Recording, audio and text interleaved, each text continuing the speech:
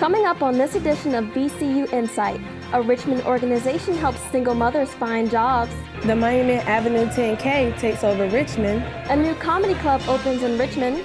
And the VCU baseball team remembers Coach Paul Keys. All that and more. VCU InSight starts right now.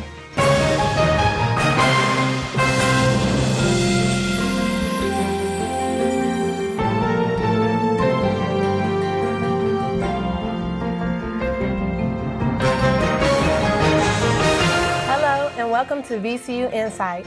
I'm Sharice Bonnerball. And I'm Talisha Williams. Thanks for joining us tonight. Job hunting can be difficult, but if you had someone to help you find a job, help with childcare, and even transportation, it might be a little easier. InSight's Candace Smith has the story. Meet Michelle Washington, a certified nursing assistant who is a sole breadwinner for her family of 3. Washington has been looking for a job for a few months now, but it was Beyond Jobs that helped her to succeed. Try to get a career for yourself and just try to be a better provider for yourself and for your family. This assistance can happen thanks to an almost $8 million grant from the Walmart Foundation to fund Goodwill's Beyond Jobs, a program to help 300 local women find jobs with no qualifications. Beyond Jobs are held in classrooms like these, where they teach presentation, networking, resume, and budget skills. According to Goodwill.org, women are now the sole or co-breadwinner in 3 out of 5 American families. And because of that, they're not making enough money to take care of their families. And what we're seeing is they're not getting the support they need. So with Goodwill, we're assisting women with their career assessments, career planning, making goals. Once the women land a job, they still receive help from an employment specialist. And we track them and monitor them and work with them for 6 months after that to make sure that everything's going okay. Beyond Jobs not only provides you with skills you need before and after finding a job, but also going back to school to get my degree. They've just inspired me a lot to just not give up. And because Washington never gave up. Yes, I have landed a job. I have several offers. I've been very busy. Very busy. Doggett says they hope to have more stories like Washington's and meet the goal of 300 women with new jobs by the end of the year. For VCU InSight, I'm Candace Smith. The $8 million grant provided by Walmart is available for 300 Richmond women. Currently, there are 55 women enrolled in the Beyond Jobs program. Speaking of jobs, some VCU police officers recently had a change in their job description. It did involve a dunking booth, but it was all for a good cause. In mid-April, VCU's Phi Kappa Sigma fraternity and the VCU Police Department hosted its 2nd annual charity Duncan Cops. The event was held on the university's Student Common Plaza on the Monroe Park campus. VCU police officers lined up to get knocked down into a tub of cold water to raise money for leukemia research. The fraternity's goal is to beat last year's total of $4,000. Such a huge turnout, the number of people walking by and just watching and having such a good time. It's something that I think is awesome to give back to the VC community. I mean, it's Duncan Cops. The fraternity says that they hope to repeat the event every year. The students say their goal is to make sure that every officer goes home with a little squish in their step. May is National Pet Month, a celebration of the joys that pets bring to people's lives. InSight's Niecy Chisholm is in the studio with a member of the Richmond SPCA and a furry friend. I'm here with Caroline Radum, who just started as the Manager of Communications at the Richmond SPCA. Thanks for being here, Caroline. Yeah, thank you for having me, and Pumpkin, the dog that I have with me. So Caroline, you mentioned to me the first time we talked that you were a VCU alumni, correct? Mm-hmm. Sorry. I did graduate from the VCU Mass Communications program in spring of 2011 with a degree in Mass Communications with an emphasis in Public Relations. So what was it that inspired you to actually work for the Richmond SPCA? I've been a longtime supporter of the Richmond SPCA. I became involved first as a volunteer probably 4 or 5 years ago now, and then ended up interning while I was in school. And kind of have stayed really involved ever since. I'm really passionate about the work that the Richmond SPCA does, and something I believe in very strongly. So what are some of the most rewarding parts about your job? Definitely seeing all the dogs and the cats go home with new and loving families and kind of getting their second chance at having a great home. And who do we have with us today? Today I have Pumpkin with me, and he is a adorable 5-year-old Beagle and Basset Hound mix. I've taken him to various other media spots that I do, and he's always been such a ham and always charms everybody in the studio. He's such a sweet boy. He is very sweet. So the Petco National Adoption Event is coming up in a couple weeks. Can you tell me a little bit about that? Absolutely. So this year it'll be May 11th and 12th, and we'll have our mobile adoption vehicle, our tail wagon, at the Short Pump Petco for off-site adoptions. So last year we took about 13 animals and had 8 adoptions. So it was a fantastic event for us, and we hope to have similar numbers this year. Are people usually inclined to, do they usually want puppies and kittens, or are they more inclined to want adult dogs and cats as well?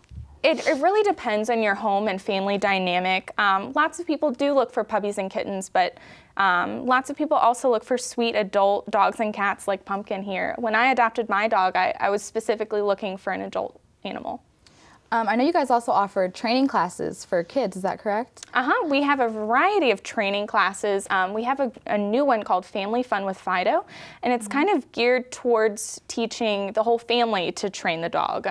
Often it's just the adults that are invited to training classes, so this is a great way to get your children involved. Do you have pets of your own at home? I do. I have a Rottweiler, and I have a Lab and a cat. So I'm kind of at my capacity right now. Yeah, sounds like it. Can you tell me about a time where you were truly moved by from being at Richmond SPCA? Yeah, there's a lot of things I think that set us apart and kind of make our center really special.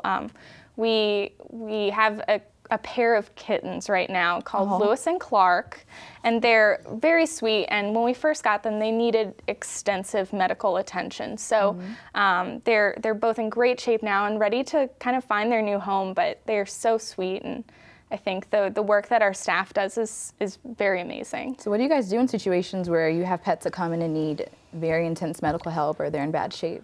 We have several partners that help us if they need specialist care, but often a lot of the vet work is done in-house. We do also have a low-cost full-service clinic available for the public to use that just opened last year. So is it hard to not get emotional at work, or is it hard to put your emotions to the side when you're working? You know, a lot of people ask me that question, and we, see every day our animals go home with, a new and loving family, and they kind of get their second chance, and often they leave really quickly. So, I do get attached sometimes, but seeing our animals go home with new wonderful families is very rewarding. And can you tell the Richmond community how they can go about adopting from the Richmond SPCA? Absolutely. If you're interested in adopting an animal, we first encourage you to come to our Robin Starr Humane Center and visit with the animals. Our adoption counselors are very knowledgeable about the animals that we have and kind of what you would be looking for.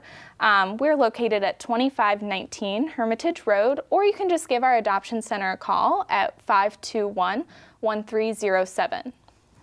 I've been speaking with Caroline Radom, the Manager of Communications at the Richmond SPCA. Caroline, thanks again for joining us tonight. Thank you. Boston breathes a sigh of relief as the world watches the city return to normal.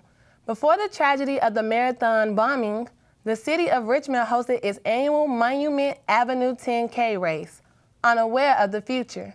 InSight's Amber Coles was there. And off they go again in the 13th annual UCROPS Monument Avenue 10K. More than 40,000 runners from all over the Commonwealth and beyond flooded Broad Street on that warm, sunny Saturday morning. Everyone races for their own reasons, but for Erica Moeller, the race was more than crossing a finish line.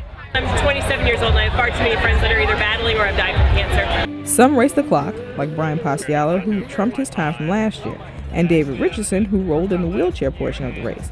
But Mike, the Baconator Smith, ran dressed in a costume that he hoped would bring awareness to a bigger issue. Talked to a lot of people today, and just again trying to just reinforce a healthy eating habit and working out. But many people I spoke with had one common goal: to have fun. Most racers here said that they were using this race as conditioning for the Boston Marathon just days later. The course started on West Broad Street near the Siegel Center, wound its way through and down Monument Avenue, and ended just before Monroe Park. Exhausted runners cross the finish line here at Monroe Park. But just because the running is over doesn't mean the 10K is over. Just a great environment to be around and just a lot of fun, fitness. What else can you ask for? After the hard part was over, racers were greeted by family, food, and music. The 10K may be over for this year, but it'll be here next year. Same time, same place. For VCU InSight, I'm Amber Coles. 27-year-old Kenyan runner Julius Kogo became the first two-time male winner of the 10K.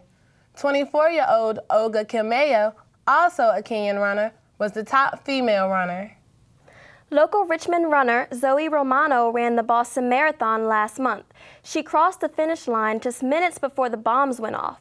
Romano took to Twitter just a few hours later, letting everyone know she was safe. A few weeks ago, InSight's Candace Smith profiled Romano about her goal of running a different kind of race, the Tour de France. The Tour de France is a well-known race, but what many may not know, women can't compete. There's talk of a women's tour, but as of now, the Tour de France is a men's-only club. Local Spanish tutor Zoe Romano decided she wanted to do something about it. I guess when I found out or I realized that females aren't allowed to compete in the Tour de France, I was like, oh yeah, I'm doing this. But Romano plans on doing it her way, by running instead of biking.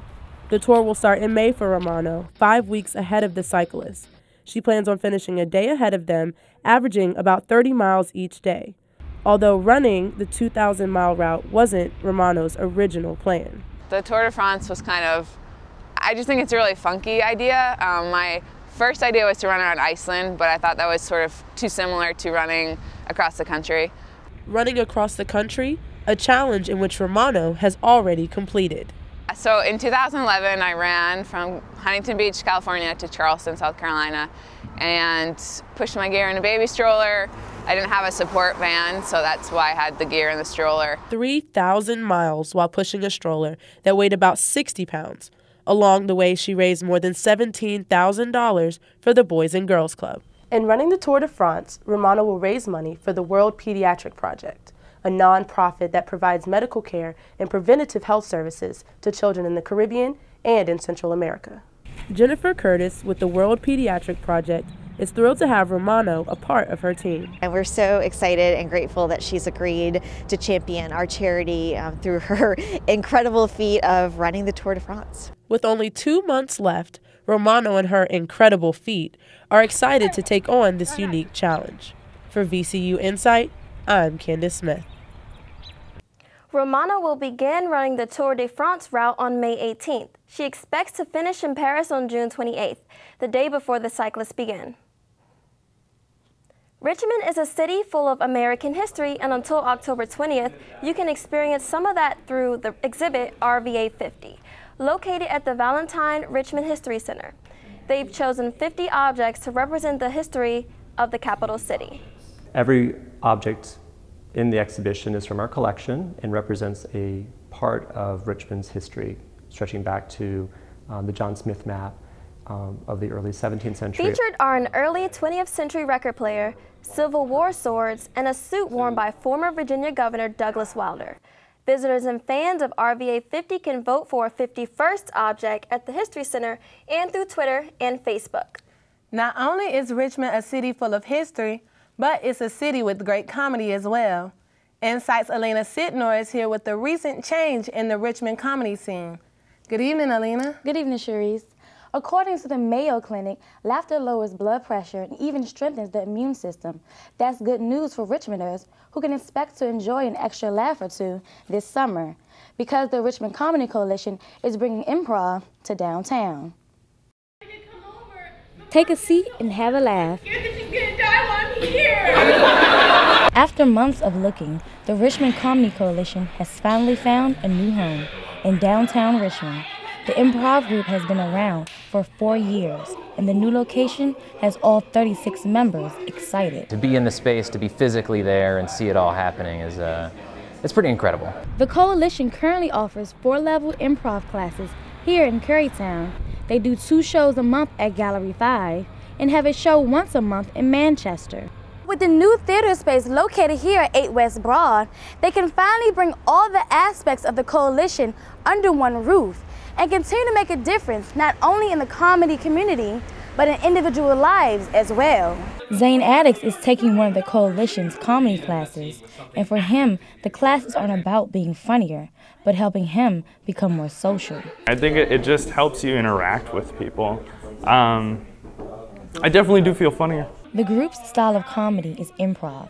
It is unscripted and more spontaneous than typical stand-up. Comedian Aaron Grant says with a recent interest in improv, the Coalition's style is just as good as what you see in bigger cities.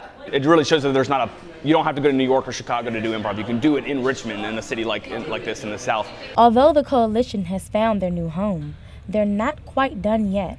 They recently launched their Kickstarter page asking for donations in order to build up the new theater. Their goal is $25,000.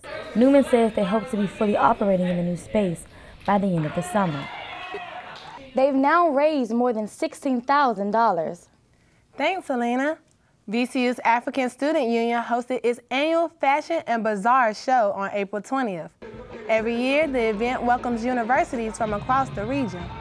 Students from William & Mary, ODU, and VCU entertained the crowd throughout the night with traditional dances. Local and upcoming designers were also invited to introduce their collections inspired by the African heritage. I thought this would be a great chance to put myself out there. A fashion show, why not? And it's pretty much the target or the age group that I'm going for, so I thought this would be a great show for that. The models strutted the runway featuring traditional African prints, but the collection also included modern designs. Fashion wasn't the only show going on at the VCU campus. Art education students found a way to bring art and the community together in one place with their first outside art show, Niche, at Scuffletown Park in Richmond's Fan District. On Sunday, April 21st, they showcased original works done by students and allowed visitors to create art of their own. Friends and families enjoyed face painting, sun printing, and lino cut. Students of the two-dimensional art education course wanted to explore ways of engaging both their environment and their community. They created a space that they believe allows individuals to see nature as a form of art, all while interacting with the community. I think that just understanding that you can create things with, basically any material and beautify your environment. The show also featured a more physical way to make art using your body. Students say they hope to make the show an annual event. Quidditch is a competitive sport in the wizarding world of Harry Potter. Flying on broomsticks and chasing a winged snitch is just part of the game. But the Harry Potter universe isn't the only world playing Quidditch. Sport. InSight's Selma Kawaja is in the studio with VCU's very own Quidditch team captain. I'm here with Wizengamet's team captain, Tommy McPhail. Tommy is also the VCU Quidditch team captain. Tommy, thanks for being here today. Absolutely. Thanks for having me. So tell us a little bit about what is Quidditch? What is Just as a sport? Yes. Okay. For those who don't know. It was adapted from the Harry Potter novels in 2005 by the college, Middlebury College up in Vermont. So in the Harry Potter novels, it primarily functions as their main sport. Their, I guess, football for us Americans. But in terms of our context, it's a rugby dodgeball hybrid that's co-ed and full contact. Is I guess the best way to explain it. So you have 3-on-3 going on with a slightly deflated volleyball called the quaffle. Then point scorers called chasers, which I am, go back and forth to try and just put the ball through the hoops.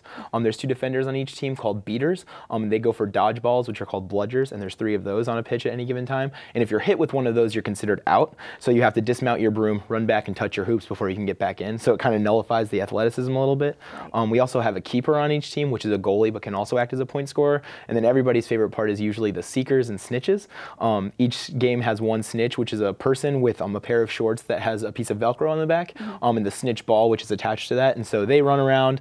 They can pretty much do whatever they want, and the goal for the seekers is to pull the snitch ball. So as a sport, it's very high octane. It's all over the place. You've got essentially like 4 different things going on at any given time. So it's crazy to watch, and it's awesome to play. So in the Harry Potter novels, the players fly on the broomsticks. Yes, they do. How do you change that up to make it work in the real world? Well, the first question we usually get is, but it's either you guys don't fly, like a question, or a statement like they're telling us, you guys don't fly. And it's actually pretty funny to us just because they keep the brooms as part of it, just, to keep it light, keep it silly, because, again, that is the heart of the sport. That is the heart of the Harry Potter novels overall. But the sport is actually kind of starting to move in this direction where it's, I guess, for lack of a better phrase, detaching itself from the novels. So we know we can't fly. We don't pretend that we can fly because it's not magic, it's Quidditch. So. Right. And so how is Quidditch similar to other sports? Well, a lot of it's, like I said, it's full contact, so there's a lot of tackling involved. There's a lot of cardio involved, a lot of running, so getting your endurance up is key. It is different from a lot of other sports in the sense that it is co-ed, and so I know a lot of other sports are segregated that way. A lot don't have necessarily the diversity component that we would like to see, but for us, it's guys, girls, people of every identification, every walk of life, just coming on the field together, and once you're there, you're equals. So I could be running down a field, and a girl, 5'2" could come and tackle me, which has happened a few times. Yeah. Likewise, if I'm going downfield and somebody's coming up at me, it doesn't matter if he's 6'5" or she's 4'2" or whatever. Again, we're all on the same page. So. And so the team has been here at VCU since 2008. Yes, so it's fairly new. And in the international ranking, it's ranked 31st. Yes, currently. So Quidditch seems to be gaining momentum. So tell us a little bit about that. And how do you guys practice? How do you, stay on top? Okay. Well, the sport is fairly new again. Started in 2005. We started in 2008. We became a competitive presence really seriously, I want to say about 2007, and I wasn't, or not 2007, I'm sorry. We became a competitive presence about, I want to say 2010. I wasn't around for that, but that's when it really started picking up momentum for us. In terms of the sport as a whole, it's really gained a lot of notoriety and a lot of presence in the last few years, particularly with the expansion of the World Cup, which we just went to and placed 31st, as you mentioned. Yeah. With the inclusion of regional qualifiers, so it's not just any team can go at this point. When you're getting to the World Cup stage, you're playing on an international level with the best of the best. So tell us about the video that you guys have sent to the Jimmy Fallon TV show production crew. Okay. Actually, we were going to World Cup, and right the night before, he actually had some comments about the Quidditch community on the show. They were very funny, but they weren't malicious at all. And so we came back from World Cup, and I saw him online. I thought it was pretty funny. And then one of our teammates was like, what, you should probably, you're a YouTube guy, you should send him something. So I made a short 1-minute video, just kind of playfully calling him out, just saying, come practice with the VCU team. It got on the internet, spread like wildfire, and that's all she wrote. So. Awesome. Well, it looks like this might be good practice for an upcoming TV show or something. Hopefully. Yeah. All right. Well, I've been speaking with VCU team captain Tommy McPhail. Tommy, thanks so much for being here with us today. Absolutely. Thank you so much for having me. The VCU baseball team has been dealing with a lot of adjustments this season. Not only is this their first season in the Atlantic 10 Conference, but it's their first full season without head coach Paul Keyes, who died in November. InSight's Shelly Andrews has more on how the team is coping and what they're doing to remember him. Gone but not forgotten. Something most VCU baseball players could say about Coach Paul Keyes, who lost his battle with cancer last fall. Keyes led the VCU Rams baseball team to 603 victories in 18 seasons. The team is now led by Coach Sean Stifler, who after coaching under Keyes for 6 seasons, admits he has some big shoes to fill. I don't really think about trying to replace Coach Keyes because you can't. Coach Stifler says that while there are many pieces of advice and pearls of wisdom that Coach Keyes passed on to him, there is one thing that crosses his mind every time the team takes the field. He was very, very big on reminding me that the program belonged to the players in the program, and that it was never bigger, no one was ever bigger than it, and that no matter what happened, it had to be for the benefit of the players and to keep it in the hands of the players. One of those players, senior pitcher Ryan Farrar, says that Coach Keyes had a huge impact on him and continues to do so. I'm still kind of learning things that he told me years ago and recently that I didn't understand then and kind of starting to understand now. The VCU baseball team is honoring Coach Paul Keyes by wearing his number on their hats. It's important to us. It's important to us to never forget him and the impact that he had on all of us, especially this team. VCU's decision of whether or not to retire Keyes' number 5 is still unclear at this time, but many of the players are hopeful that they will. At the Diamond, for VCU InSight, I'm Shelly Andrews. VCU defeated Old Dominion 5-4 in the first ever Key Dog Strikeout Cancer Classic on April 24th. The Rams hit the road to play Maryland on May 8th before a 3-game series at George Washington. And finally tonight, for more than a decade, cupcake shops have been all the rage. Experts say things may be dying down in other parts of the country, but what about in Richmond? InSight's Ali Nasta reports. As you walk into Pearl's Cupcake Shop with the overwhelming smells of sugary treats, everyone loves them. And whether they are 2 or 92 has had and enjoyed cupcakes in their lifetime. The craze seemed to start back in 2000 with an episode of the hit TV show Sex and the City, but there's evidence the excitement might be wearing off. A New York-based cupcake chain, Crumbs Incorporated, watched their stock fall 34%, according to the Wall Street Journal. But here in Richmond, people seem to still love their cupcakes for now. Pearl's Cupcake Shop started about 3 years ago, but there's some that have been around for a little longer. Martha Crow Jones, manager at Sally Bell's Kitchen, actually believes the cupcake trend is still going strong. As they have been around for 89 years, she has seen more cupcake shops open up around town and believes it has helped her business. Oh, I think it's helped. I mean, it has, I'm sure dug in a little bit to our cupcake business. Also, with Sally Bell's Kitchen, they have a different take on cupcakes. They're just pretty much what you would do in your kitchen at home, except they're upside down. You get more icing that way. As many people may think the cupcake craze is done, bakers in Richmond are still baking on. I really do love cupcakes. They're delicious. To make sure they satisfy those cupcake lovers out there. For VCU InSight, I'm Ali Nasta. The owners of Pearl's Cupcake Shop say business is so good, they're expanding to a second location in Charlottesville this May. Before we go tonight, some goodbyes and an honor we'd like to share. Congratulations to our graduating seniors, Shelly Andrews, Niecy Chisholm, Hope Lee, and Trey Herbert. We wish them all the best. And we're honored that the Society of Professional Journalists, Region 2, recently named us a 2012 Mark of Excellence Award winner for first place in Best All-Around Television Newscast. Region 2 includes Virginia, North Carolina, Maryland, Delaware, and the District of Columbia. And that's all for this edition of VCU InSight. Check us out online at insight.vcu.edu. Thanks for watching. I'm Sharice Bonabal. And I'm Talisha Williams. We'll see you next time.